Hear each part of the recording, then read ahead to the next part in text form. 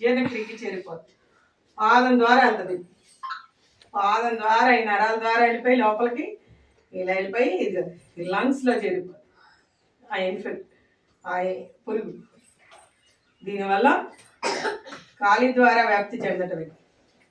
నులిపురుగు కాలి ద్వారా వ్యాప్తి చెందుతుంది, అరికాల ద్వారా. ఇది ఈ నులిపురుగు పరిసరాల పరిశుభ్రత లేకపోవడం వల్ల దుమ్ము ధూళి, ఇప్పుడు కుక్కలు అవి ఎన్ని చండాలం అవన్నీ ఉండి ఎక్కడ పడితే అక్కడ చేసేస్తే ఈ ఏలేదు నులిపురుగు ఉండడం వలన ఎలర్జీస్ వచ్చేస్తాయి, దురదలు వచ్చేస్తాయి. ఇక్కడ ఎక్కడ పడితే అక్కడ వచ్చేస్తాయి. ఏంటంటే ఆ నులిపురుగులు ఉండడం వల్ల, ఆ నులిపురుగులు ఉండి ఈడ్చి గోళ్ళ ద్వారా వచ్చేసి అవి గోకుతా ఉన్నాము. ఇలా దొక్కపడుతుందని ఇలా గోకామనుకో గోర్లోకి వెళ్ళిపోతుంది. ఆ గోర్లోకి వెళ్ళిపోయి మళ్ళీ నోట్లోకి వెళ్ళిపోయి మళ్ళీ పొట్లోకి వెళ్ళిపోతుంది. చిన్న చిన్న గుడ్లు పెట్టేస్తాయి. ఇంకెక్కడ దొరకలు వచ్చినాయో అక్కడ ఈ ఖచ్చితంగా గుడ్లు ఉంటాయి, చిన్న చిన్న గుడ్లు.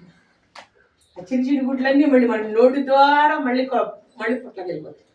మళ్ళీ ఆ టాయిలెట్ ద్వారా మళ్ళీ బయటకు వస్తాయి.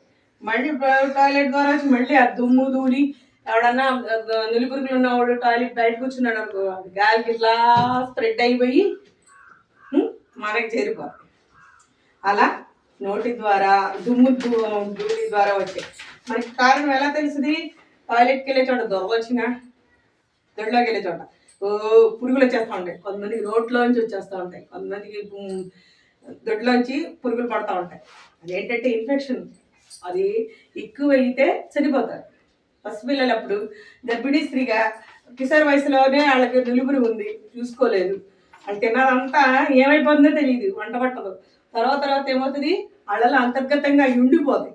అవి ఉండి తర్వాత పుట్టబోయే బిడ్డకి ఆ నులిపురుగుతో పుడతాడు. నేను ఒక కేసు నేను చిన్నప్పుడు చూశాను. మా చుట్టాలు ఒక ఆమె డెలివరీ అయింది. ఆ పసిబిడ్డ ఎంత చిన్న పసిబిడ్డ పుట్టిన పిల్లడికి ఎన్ని నులిపురుగులు పడినాయి అంటే టాయిలెట్ ద్వారా చాలా నులిపురుగులు పడినాయి. ఆ తర్వాత డాక్టర్ దగ్గర తీసుకొని చనిపోయాడు. ఎంత ఒక వారం రోజులు బిడ్డ అంతే.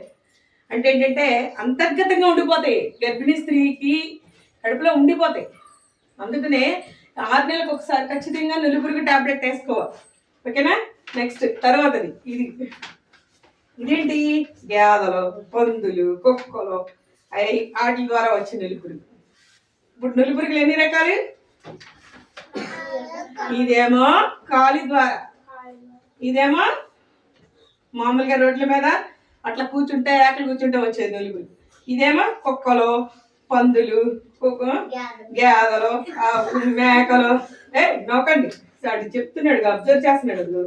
ఇక ఇట్లా వచ్చే నులిపురుగులు వేరు. బొమ్మలు చూసి మనకి వచ్చి అటాక్ అయితే ఇలాగే ఉంటది, చెప్పుకోలేము. ఏదో దొరకపుట్టున్నాం అనుకుంటా ఉంటామే కానీ చెప్పుకోలేము. కానీ దాని కారణం ఇదే, ఇచ్చి దురదలు తీసుకొచ్చే నులిపురుగు. ఈ డేంజర్. అందుకని ఏం చేయాలి?